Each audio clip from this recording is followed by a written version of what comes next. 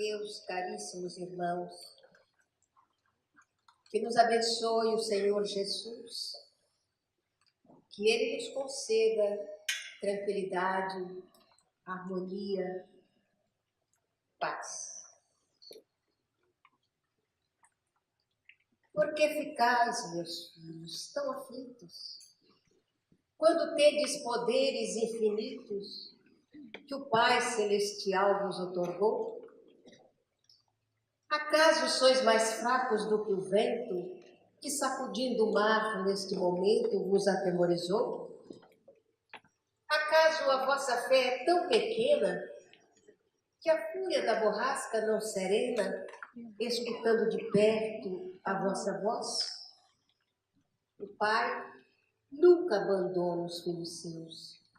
No céu, na terra, em tudo existe Deus, principalmente em nós.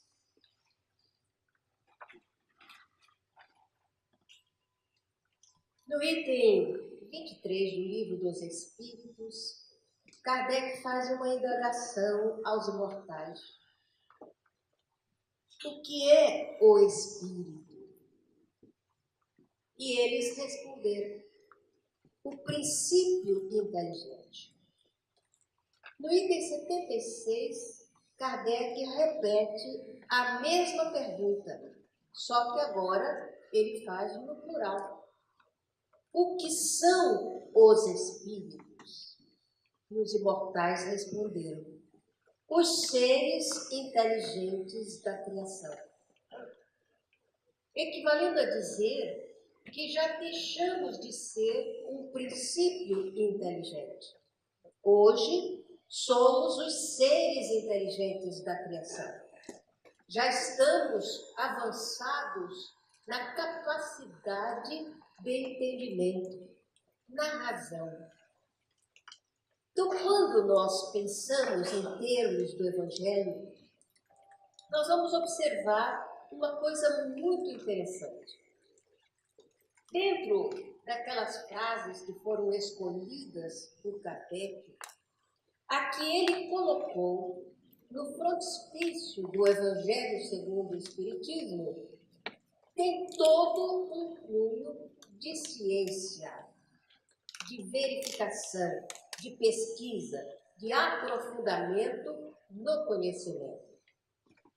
Ele escreveu: fé inabalável só é aquela capaz de encarar a razão face a face em todas as épocas da humanidade. Essa frase abre um campo enorme de pesquisa, de verificação e de busca. Para se manter uma fé inabalável, há necessidade de um conhecimento mais profundo das informações que temos recebido no que diz respeito ao nosso crescimento. Então, nós vamos observar que Jesus falava por parábola. Normalmente, as pessoas analisam a palavra parábola como sendo uma história que tem um fundamento moral. Mas nós podemos enxergar por um outro prisma. Parábola também é uma figura geométrica que estabelece de um ponto a outro uma linha curva, que a gente poderia dizer que o caminho mais próximo de um ponto a outro seria uma reta, e o mais distante seria uma parábola. Voltamos outra vez na primeira indagação. O que é o espírito? O princípio inteligente. Então, a gente vem de uma jornada, de uma caminhada de evolução, uma caminhada de descoberta, de ampliação da nossa capacidade de raciocínio. Quando passamos pelos reinos da natureza, o reino mineral, depois o vegetal, o animal, onde começamos a utilizar os fluidos do tirocínio, utilizando o cérebro primitivo, até adentrarmos o reino hominal, passando então a utilizar neocórtex, ou cérebro atual, onde a razão está inserida. Os espíritos respondem a Kardec que a voz que fala com maior autoridade em nós ainda é a voz do instinto, porque foi a última coisa que nós utilizamos nessa jornada nos reinos da natureza. E durante largo tempo estivemos utilizando o instinto. E hoje, para trabalharmos com a razão, não temos grandes facilidades para isso. Então, estamos caminhando vagarosamente no campo do raciocínio, no campo da lógica. A doutrina espírita, que é uma filosofia de bases científicas e consequências de ordem ética, de ordem moral, é a única religião que vai acompanhando o desenvolvimento da criatura, colaborando com o seu aprendizado. Então, nós começamos analisando bem rudemente os postulados da nossa doutrina e, à medida que vamos nos aprofundando, vamos desenvolvendo também a nossa capacidade de logicar, a capacidade de raciocinar, e aí fica mais fácil. No Evangelho ocorre a mesma coisa. Jesus fala, então, por parábola, utilizando um caminho longo para o desenvolver da nossa capacidade de raciocinar, da inteligência. Hoje, como somos os seres inteligentes da criação, já temos a capacidade de analisar os fundamentos do que ele ensina. Então, vamos observar. Fé inabalável. A que fé se refere Jesus? Possivelmente, vamos observar que Jesus não acreditava, ou talvez não acredite ainda, que nós tenhamos a capacidade de possuir uma fé verdadeira. A gente ainda navega no campo das cogitações. Cogitamos isso, cogitamos aquilo, e vamos desenvolvendo essas cogitações para chegarmos a um local definitivo.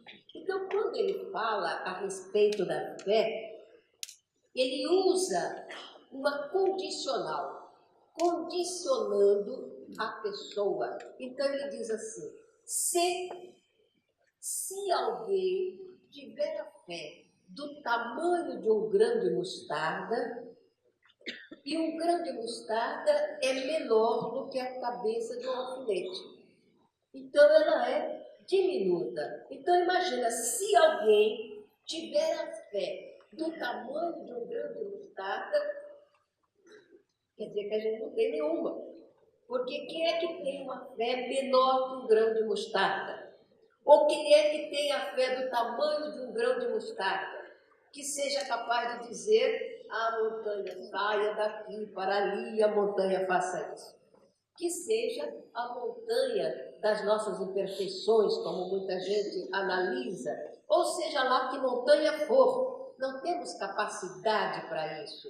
Então, a nossa fé não chega nem a um grão de poeira, quanto mais a um grão de mostarda. Estamos desenvolvendo essa fé.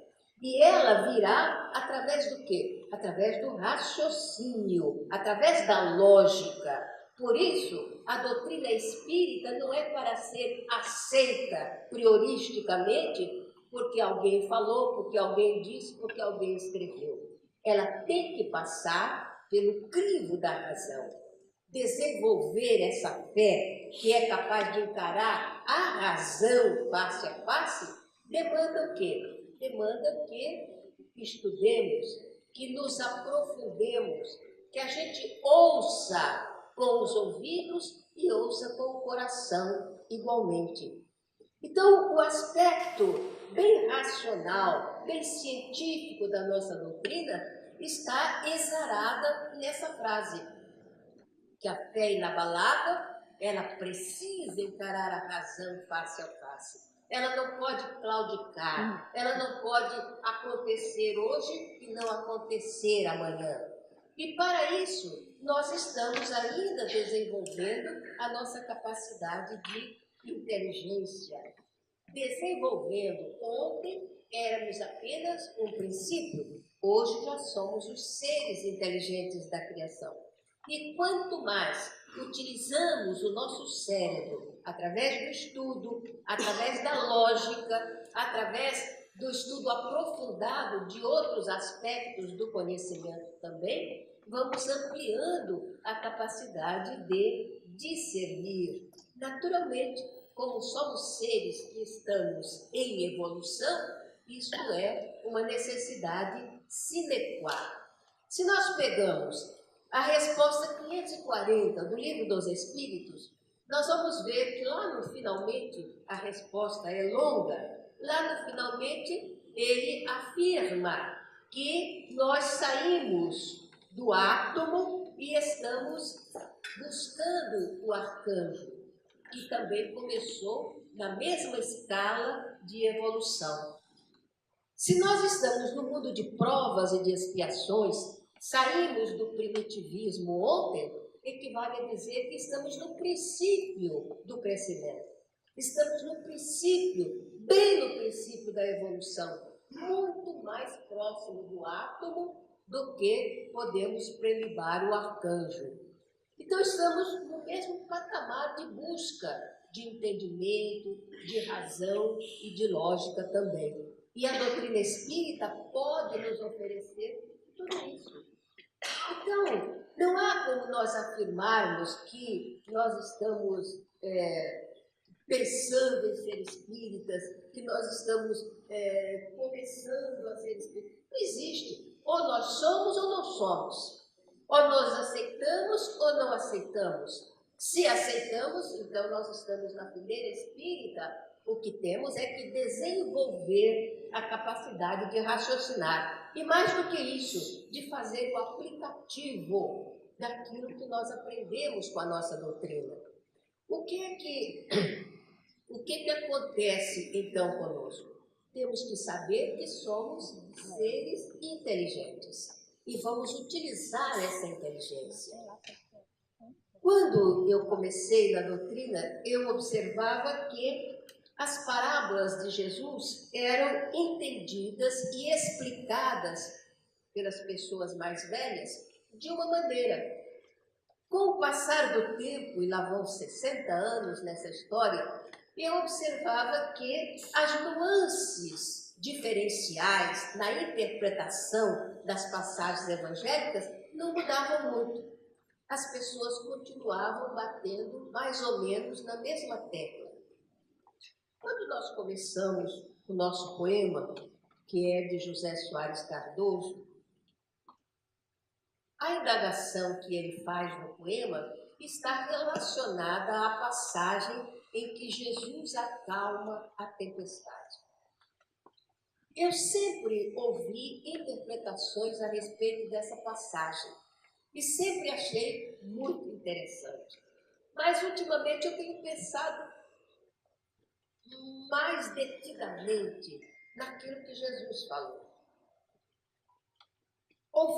Primeiramente, a primeira interpretação que eu ouvi é que Jesus estaria testando a fé dos seus discípulos. Que aquilo era um teste para ver se os discípulos aceitavam ou confiavam no fato de ele estar ali. Mas Jesus disse, em outras passagens, que ele conhecia aqueles homens antes que eles tivessem nascido. Ele já os conhecia. Se já conhecia, não havia necessidade, isso eu logicando, eu pensando, não havia necessidade deles serem testados. Então havia uma outra razão. E aí você ouve o que Jesus falou.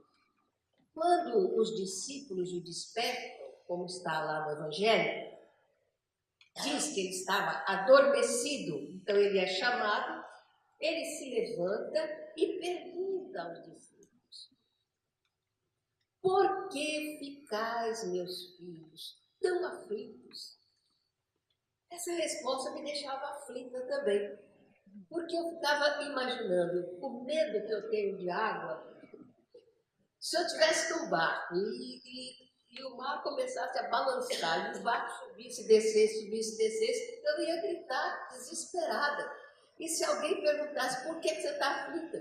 É claro, eu vou morrer. Se eu cair aqui dentro, vou afundar, porque eu não sei nadar. Então a pergunta de Jesus é muito estranha. Aí a gente vai acompanhando a continuação da sua conversa com os discípulos. Antes dele fazer qualquer coisa, ele pergunta: por que ficais, meus filhos, tão aflitos, com bastante calma, e os discípulos desesperados segurando no barco? Aí ele diz uma coisa que eu achei impressionante. Ele diz assim: quando tendes poderes infinitos. Poderes infinitos. Aí você começa a raciocinar, começa a pensar em cima desses poderes infinitos. Quem é que tem esses poderes infinitos? Quando Jesus deixa a sua mensagem, a mensagem não é para aquele momento, não é para aquele instante, não é só para aquelas pessoas. A mensagem ficaria para a posteridade e chegaria também aos nossos dias, chegaria aos dias de hoje. Então a mensagem dele é para mim, a mensagem dele é para você, é para todos nós. Então a afirmativa dele, quando tendes poderes infinitos, ele está dizendo isso para nós. Nós temos esses poderes infinitos. A questão é a gente descobrir onde eles estão. Começar a procurar os poderes infinitos a que se referiu Jesus. Então eu tenho, os senhores têm. Quando eu estive na Índia, por segunda vez, eu assisti uma cena que ficou marcada na minha mente. Já passaram-se 20 anos e eu continuo com ela bem clara na minha mente, porque eu achei uma coisa fora do comum. Eu já tinha visto N acontecimentos dentro da nossa seara, mas igual àquela, não. Satya Sai Baba, Swami, ele estava passando e havia várias cadeiras de rodas com as pessoas sentadas ali, esperando por ele. As pessoas estendiam os braços, acenavam, e ele balançava a mão e ia passando. E bem no final da fileira tinha uma mocinha, que deveria ter uns 15 anos, mais ou menos. E a gente percebia pelas pernas e pelo pezinho já todo deformado que ela nunca havia utilizado as suas pernas para caminhar. Estava paralisada ali na cadeira. E Swami parou a uma curta distância, mais ou menos daqui até onde está essa primeira fileira. Ele parou e ficou olhando para a menina. E a menina estendeu os braços para ele. E ele então estendeu a mão e disse: vem. Ele falou em inglês, eu não entendi muito bem, mas a menina que estava do lado estava traduzindo. E a garota começou a chorar e disse: não posso. Aí ele tornou a dizer: vem. Aí a mãe e o pai que estavam juntos, eles interferiram, dizendo: ela não anda. E ele ignorou e disse à menina: vem. Olha, aí foi a cena que foi extraordinária, fora do comum e chocante também. A menina colocou as duas mãos na guarda da cadeira e começou a fazer esforço para levantar. O pezinho já estava bem tortinho e ela tentava colocá-lo corretamente no chão para poder levantar. E ele continuava dizendo: vem, vem. E ela foi fazendo um esforço muito grande até que ela começou a dar. Deu uns 5, 6 passos e caiu nos braços de Swami Sai Baba. Os pais se ajoelharam chorando e a menina chorava muito também, enquanto Swami sorria. A menina havia caminhado. E depois que ele a abraçou, ele disse para ela, volta para a sua cadeira. Aí, e acrescentou, se você quiser. Volta para a cadeira, se você quiser. E a menina saiu caminhando e foi para os braços do pai. Então, se você pensar nas palavras de Jesus, quando tendes poderes infinitos, ou quando ele diz, tudo que eu faço, vós podeis fazer. Se Swami Sai Baba faz, por que eu não faço? Por que você não faz? Falta-nos a fé do tamanho do grão de mostarda. Para adquirir essa fé, é preciso estudar a doutrina, mas com a razão, não com as discussões que são estéreis, que são inúteis e que não levam a lugar nenhum. Estudar para aprender e utilizar a lógica e o raciocínio espírita. Pensar como espírita em qualquer circunstância em que nós nos encontremos. Em qualquer situação da vida, a gente manter o pensamento espírita diante das circunstâncias da vida, pensar como age um espírita. Como se coloca um espírita diante disso ou diante daquilo. Diante das nossas reuniões doutrinárias e diante das nossas reuniões de desobsessão, reuniões mediúnicas, como é que eu me comporto? Como é que eu analiso essas reuniões? Analiso como espírita ou não? Eu peguei lá na caixa de coisa um jornalzinho, um jornal protestante. Alguém deixou na caixa do correio e eu peguei, eu gosto de ler, então tudo que cai da minha mão eu leio. Eu me sentei e comecei a ler.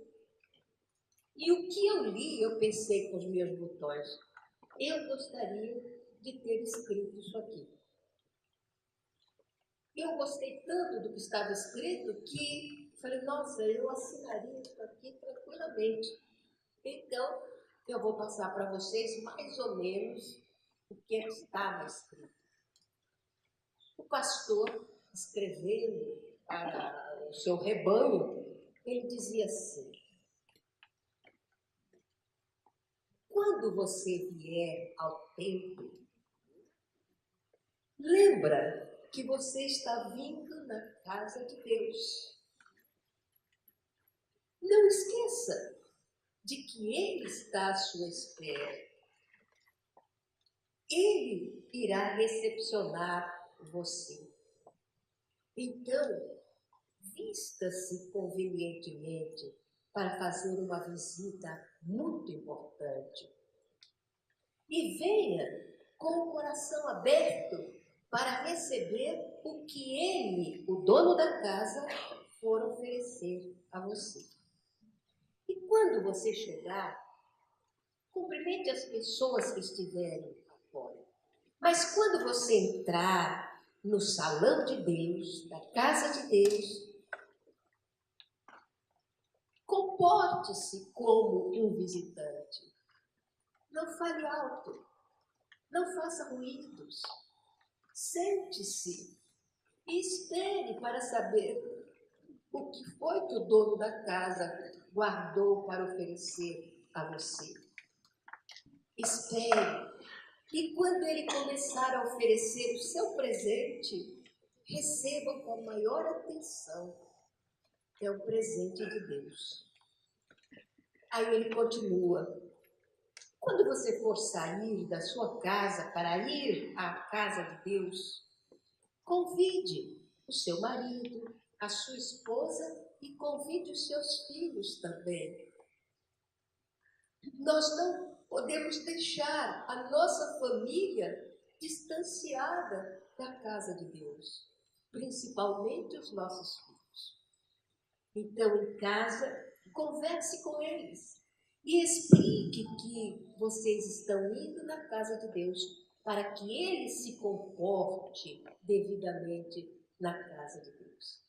Depois que Deus oferecer o presente do dia, então pode conversar naturalmente com os demais companheiros, mas nunca esquecendo que estão na casa de Deus.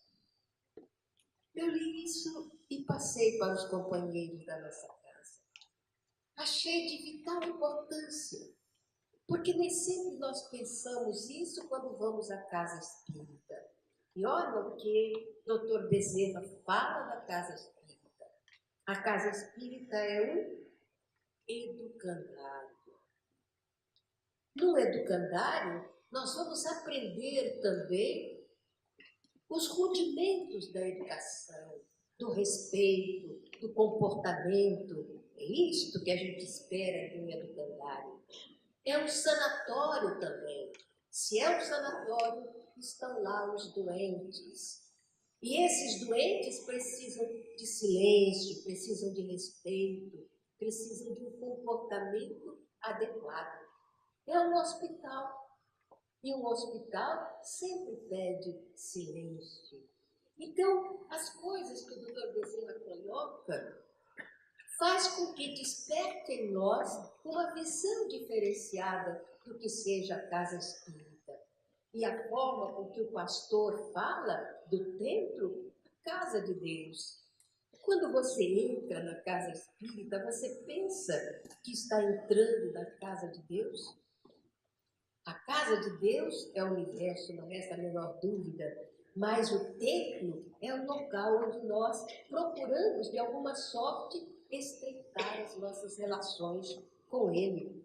Então, vale a pena raciocinarmos com a lógica que a doutrina espírita pede que a gente raciocine. E lembrar que nós possuímos esses valores a que se refere Jesus, esses poderes, da mesma forma que outras criaturas conseguiram desenvolver em si determinadas capacidades, você também pode. Todos nós somos filhos de Deus, todos nós somos discípulos de Jesus e temos, então, esses poderes infinitos a que ele se reporta, a que ele se refere. Eu me recordo, mais velha, adulta, junto com os jovens, para distribuir a sopa. Colocávamos o panelão no carro e saíamos quando tinha aqueles mendigos dormindo ali na rua,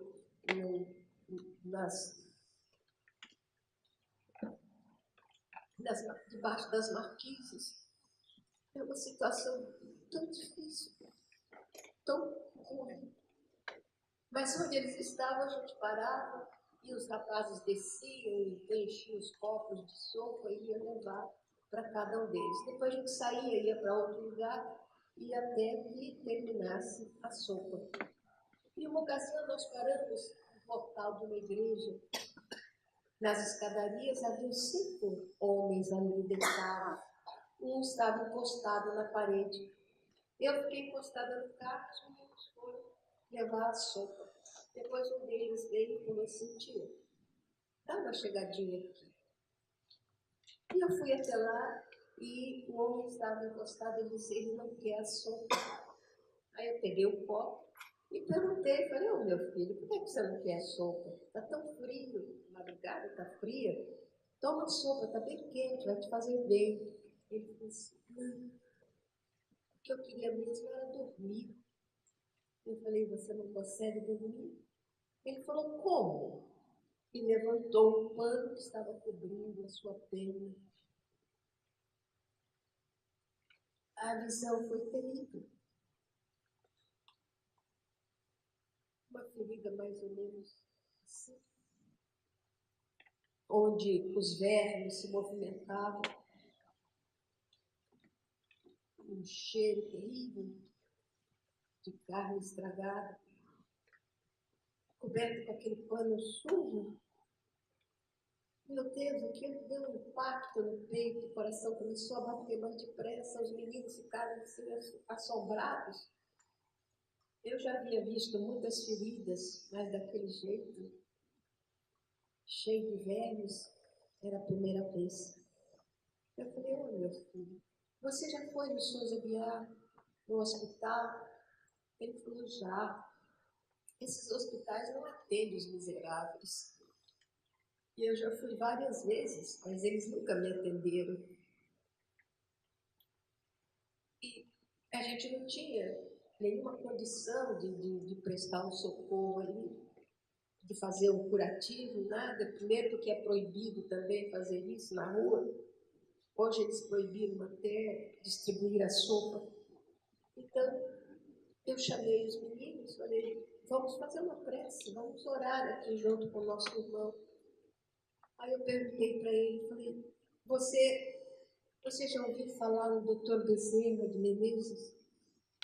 Aí ele falou assim, Dr. Bezerra de Menezes, já ouvi sim, era um médico muito bom. Eu falei, ele continua sendo. E nós vamos pedir a ele para que ele venha aqui para diminuir a sua dor, para ver se você dorme um pouco.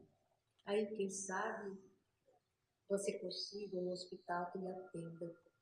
Então, nós juntamos ali em torno do homem e começamos a orar. Não foi uma prece da boca, não.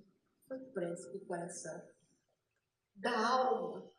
Uma vontade enorme de que realmente o Dr. Bezerra pudesse minimizar a dor daquela criatura, retirar dele o sofrimento, que ele pudesse dormir. Dormir era o mínimo que ele estava pedindo. Dormir. Fizemos a prece, estendemos as mãos. E quando terminou a prece, ele estava dormindo. A cabeça havia caído do lado e ele ressonava. Nossa, eu fiquei tão feliz. Mas o rapaz que estava do lado ficou tão feliz que abraçou o senhor. Então ele acordou e disse, por que você fez isso? Quanto tempo que eu não conseguia dormir? Eu falei, isso foi a alegria, meu filho, a gente ficou tão feliz. E aí, levantamos o pano novamente para olhar a ferida. Os vermes estavam todos mortos, não se mexiam mais. Por isso ele não sentia mais a dor. Aí fui eu que fiquei tão feliz que abracei aquele homem. Abracei com muito carinho. Um abraço amigo mesmo. E ele, então, depois que eu me afastei, ele disse, há 20 anos atrás,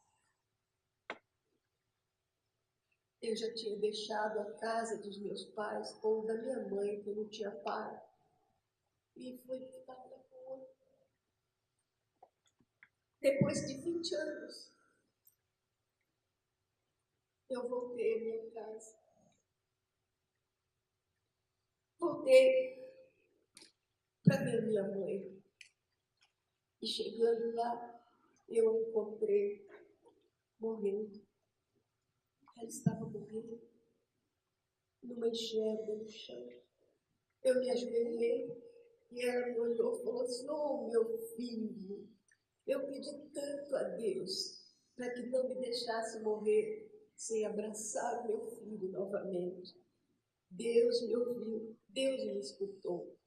E eu então abracei a minha mãe e ela me apertou nos braços dela. E aí então os braços dela caíram. Ela estava morta. A senhora me lembrou a minha mãe. A senhora podia me dar outro abraço? Abraço de mãe. Então a gente fica matutando com os botões da gente. Nós temos em nossas mãos uma doutrina extraordinária que é capaz de mudar a nossa serviço, que é capaz de nos dar valores que nós não possuímos desde o instante em que a gente raciocina. E, em realidade, o mundo precisa de pouco. Ele não está precisando de muita coisa. Precisa de solidariedade, precisa de amizade, Imagina um homem, um mendigo, que pede apenas um abraço de mãe. Não pediu dinheiro, nem pediu comida, não pediu roupa. Apenas um abraço de mãe. Coisa que raramente nós temos coragem de dar. E é muito pouco o que se pede. Então a gente observa que nos acontecimentos do cotidiano, o Evangelho do Senhor Jesus está muito próximo de nós, porque é com o Evangelho que nós vamos aprendendo a desenvolver essas virtudes, esses valores em nossa alma, porque nós não podemos separar o Evangelho da doutrina espírita. Eles caminham juntos, para o passo. E praticamente nós vamos aprendendo com a doutrina espírita a entender Jesus. Então, quando ele afirma que nós possuímos valores infinitos, a gente sabe que sim, esses valores infinitos são reais, eles existem e a gente pode senti-los nos acontecimentos fortuitos que ocorrem ao nosso lado. E só não ocorrem mais, porque a gente não se esforça para tal.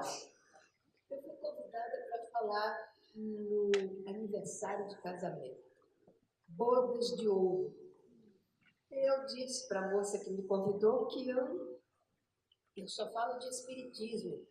Ela disse, não, as bodas de ouro é espírita, vai ser lá no centro que a minha mãe fundou. E é as bodas de ouro da minha mãe. Ela é fundadora do centro. E ela gostaria que a senhora fosse falar. Eu falei, tudo bem, não tenho dúvida nenhuma. E fomos, eu até gostei de ter ido à festa das bodas de ouro, porque foi uma cena tão linda.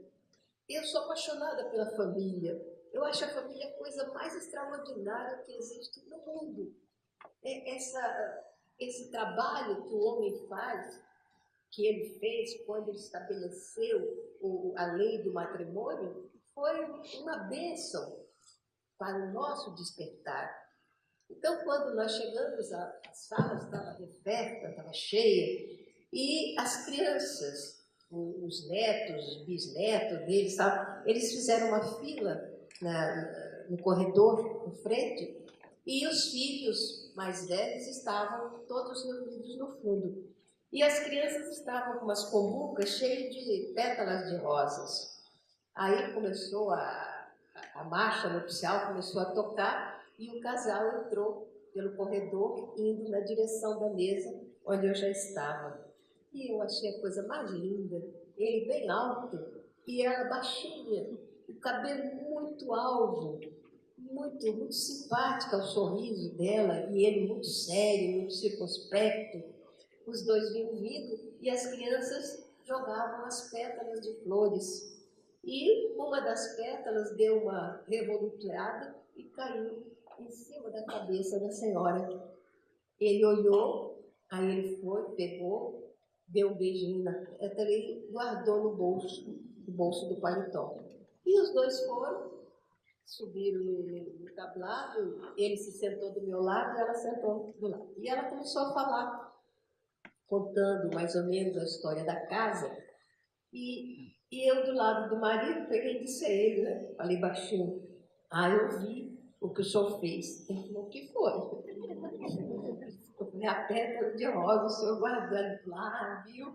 Eu falei, o que é que o senhor vai fazer com ela? Ele falou assim, vou guardar aqui no coração. Eu falei, que coisa boa, quando a gente é feliz, essas coisas tomam uma proporção tão grande. Aí ele disse assim, sim, são 30 anos de felicidade. Mas olha só, baixinha, velhinha, baixinha, escutando, prestando atenção no que ele estava dizendo. Ela falando, aí ela falou assim, 30 anos não, 50. E continuou falando. E eu fiquei sem entender direito aquilo. Aí ele sorriu e olhou para mim e falou assim, e ela, 50. Ele falou, tá bom, então 50. Mas eu fiquei ali preocupada com a história de 30 e 50, que eu não estava entendendo aquilo. Depois que terminei a palestra e começaram a servir o bolo e tal, eu me sentei do lado dele e perguntei: o senhor quer me explicar esse negócio de 30 e 50 que eu não entendi? Aí ele falou assim: é fácil. Eu a conheci, ela já era espírita, e eu tinha um vício que eu tentei esconder dela, que eu me apaixonei por ela e tentei esconder o vício. E consegui, até um certo tempo. Nós nos casamos. Com o passar do tempo, ela descobriu que eu era um alcoólatra. Foi muito difícil, mas a gente já estava casado. E ela foi tentando me ajudar. Fez várias tentativas para me ajudar. Mas o vício já estava muito arraigado. Nasceu a nossa primeira filha, eu participei. Depois nasceu a segunda, eu participei. Mas depois não participei mais de nada. Eu fui afundando, até perder completamente a razão, o tino. Eu já não sabia mais nada, não sabia quem eu era, onde morava, os filhos que tinha. Mas ela cuidava de mim. Ela fundou esta casa, tomava conta da casa, dos filhos e de mim também. Ia me buscar na rua, trazia para casa, apanhava sempre. Acontece com os loucos como eu era.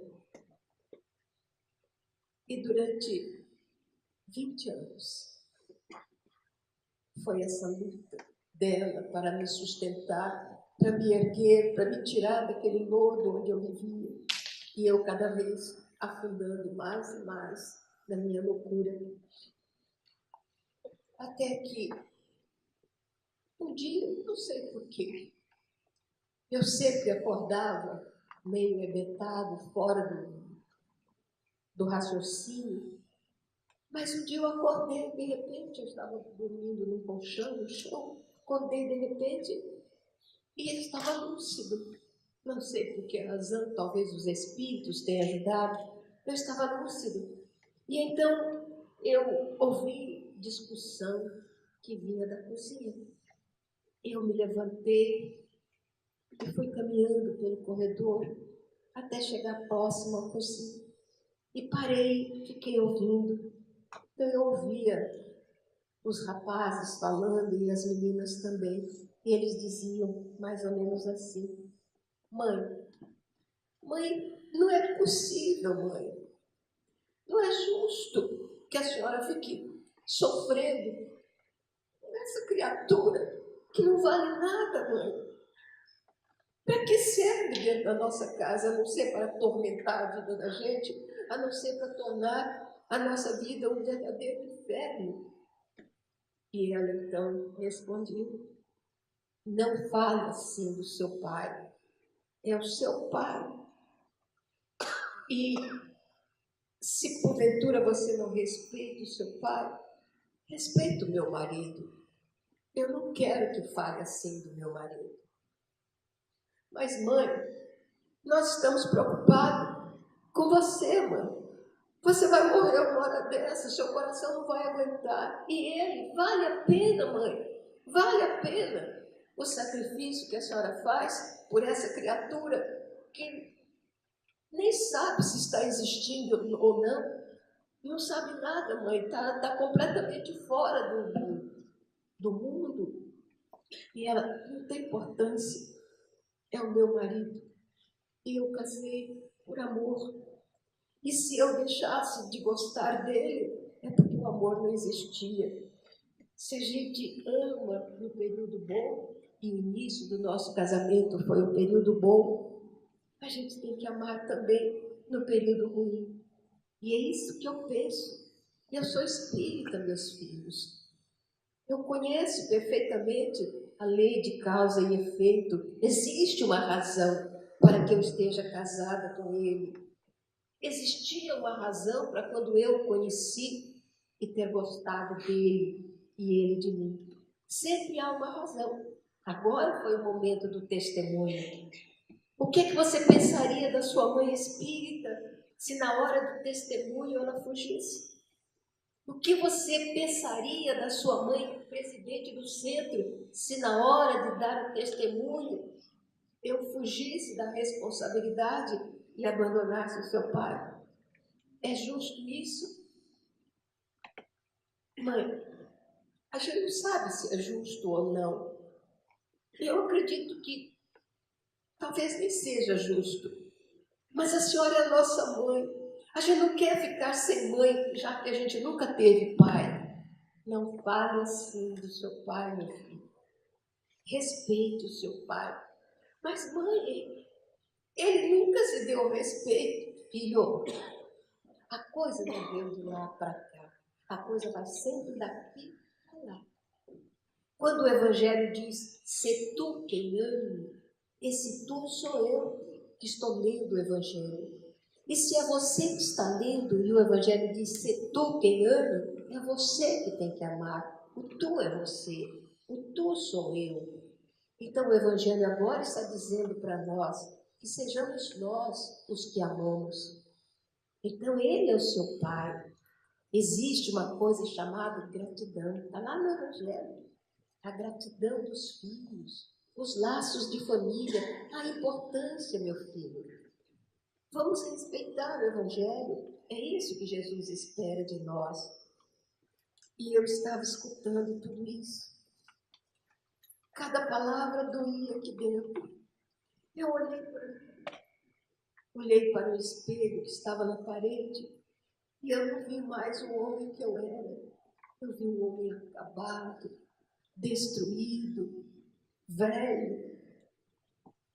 E eu ouvi aquela mulher dizer que me amava. Aquela criatura que estava no espelho era amado por ela. Aquela mulher que vale mais do que muitas mulheres no mundo. Então, eu caminhei mais um pouco e entrei na cozinha. Os meus filhos se levantaram e eu fiquei olhando aqueles moços, aquelas meninas, e eu não os conhecia. Eu não sabia o nome deles. E eram meus filhos. Então eu disse a eles, eu ouvi a fala de vocês e eu concordo com vocês. Vocês têm razão. Mas eu posso pedir um favor. Eu posso pedir a clemência de vocês. Eu posso pedir que vocês tenham piedade. Piedade de mim. E me deem uma nova chance. Mais uma chance. Eu vou mudar. Eu vou mudar pela mãe de vocês. Por essa criatura que tem a ousadia de me amar, a mim, que não vale nada. Por ela, a partir de hoje, vocês vão ter um pai dentro de casa. E isso aconteceu há 20 anos atrás. Dos 30 que já haviam passado, mais os 20 que aconteceram, então a gente compôs os 50 anos. E eu acho, aliás, eu falei ao contrário, eu acho que foram 30 anos em que eu tenho me dedicado a esta criatura de corpo e alma, e que eu tenho procurado, com todas as minhas forças, fazer com que ela se esqueça de toda a loucura que eu pratiquei. Então, são 30 anos. Aí ela se aproximou e falou, 50. Ele falou, teimosa, não é? Teimosa. Aí eu disse, não. Ela falou assim, foram 20 anos de aprendizado. em que eu aprendi a tolerar, eu aprendi a ter paciência, eu aprendi a compreender. Aprendi tantas coisas ao longo dos 20 anos em que ele estava enlouquecido. Depois foram 30 anos de amizade, de carinho, em que o resto foi esquecido. E eu então abracei os dois e pensei com os meus botões: o matrimônio é uma bênção de Deus. E normalmente nós espíritas temos esquecido dessa oportunidade ímpar que eles nos concedem. Então, às vezes eu pergunto às pessoas nos nossos seminários sobre família: vocês são imortalistas? Todos acreditam na imortalidade da alma? E a resposta é sempre sim, claro. E aí eu pergunto: acreditam na reencarnação? Sim, a reencarnação é uma realidade. E aí, a terceira pergunta, que é complicada. Pode fazer? Acreditam no divórcio? E a resposta é sempre sim. O divórcio é importante. Aí eu digo, né, então não entendo. Porque se nós somos imortalistas, se nós somos reencarnacionistas, então a gente acredita na lei de causa e efeito, na lei de ação e reação. Então, como vamos fazer o aplicativo dessas leis se na hora do testemunho a gente foge? Na hora de acertar as dívidas, a gente abandona. Não dá para entender. É ilógico. E a nossa doutrina é lógica. Aí as pessoas utilizam uma frase de Jesus que está no Evangelho segundo o Espiritismo. Sim, é lícito dar-se a carta de divórcio, mas leu muito rapidinho, não leu o resto. Quando Jesus diz que isto acontece pela dureza dos vossos corações. Então, a gente lembrar que é pela dureza do coração que a gente não aprende a perdoar, que não aprende a desculpar, levando-se em consideração que o perdão é um dos aspectos basilares da caridade, consoante entendia Jesus. Resposta 886 do Livro dos Espíritos. Então a gente fica matutando sobre os ensinos da nossa doutrina que nós aceitamos porque somos espíritas, mas que achamos difícil de fazer o aplicativo na hora do testemunho. Então é importante que eu conheça a lei de causa e efeito? É importante. Quer dizer, muito do que ocorre hoje tem as suas estruturas no passado ou nesta vida mesmo. Estruturas que nós fomos construindo e que chega o momento do testemunho. Então, se nos pedem, olha o que o Evangelho diz, se nos pedem silêncio por agora, silencia e ora. Então, é esse o nosso momento de testemunharmos. Essa nossa amiga, que já desencarnou, os dois, deu esse testemunho. Foi difícil os 20 anos de sofrimento? Muito difícil. Foi difícil os filhos que nasceram todos, ela sozinha, porque ele estava edetado? Foi difícil. Criar os filhos foi difícil? Foi. E inaugurar uma casa espírita também sozinha, tomando conta dos filhos, também foi difícil. Mas mostrou com isso que nós temos poderes infinitos que o Pai Celestial nos otorgou. E se nós fizermos o aplicativo desses poderes, a gente pode vencer as montanhas das nossas imperfeições. Nós sempre achamos que é difícil estabelecer mudanças de comportamento. Todavia, não é isso que os espíritos afirmam. Na resposta 909, eles dizem que é muito fácil adquirirmos valores. Para isso, basta que façamos esforços insignificantes. Insignificante significa que não é nada o esforço que devemos fazer para domar as tendências negativas. Então, esse é o nosso momento de agir, o nosso momento de construir um mundo novo, não reclamar dos acontecimentos infelizes, mas preparar a nossa casa, o nosso coração, o nosso Brasil, o nosso mundo, para o que virá mais além no mundo de regeneração.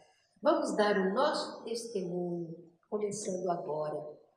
Amemo-nos uns aos outros, como Jesus espera que a gente se ame. Não está aqui, está me devendo. Trago versos dentro da alma, como o sol traz luz em si. Eu vivo a vida cantando porque poeta nasci. Ouço cachoeiras rolando das alturas dos meus sonhos, em dias claros, risonhos, de luminosa beleza. Nesse plano eterizado, quando eu penso estar pensando, estou com a alma escutando a prece da natureza. Há no meu peito cascatas, vibrando ternas sonata no teclado das estrelas. E embora grandes distâncias, seja noite ou seja dia, com as lunetas da poesia, eu sempre consigo vê-las. Há no meu peito um garimpo de cristais e diamantes. E eu mesmo sou garimpeiro que só procura brilhante que tenha cor de alvorada. Pedra com jaça ou defeito, no garimpo do meu peito, não quero seja encontrada. Niágaras, Paulo Afonsos, Sete Quedas, Iguaçus, cataratando meus sonhos a quedas d'águas a fluxo. Fontes líricas serenas, bandos de lindas falenas, dando 1000 cores ao dia, jardim suspenso nos ares e outras notas singulares, faz-me conhecer a poesia. Por tanta luz que vislumbro, pela ventura que tenho, por tantas vozes que escuto, sem que tais bênçãos mereça, eu não sei como agradeça a glória que Deus me deu.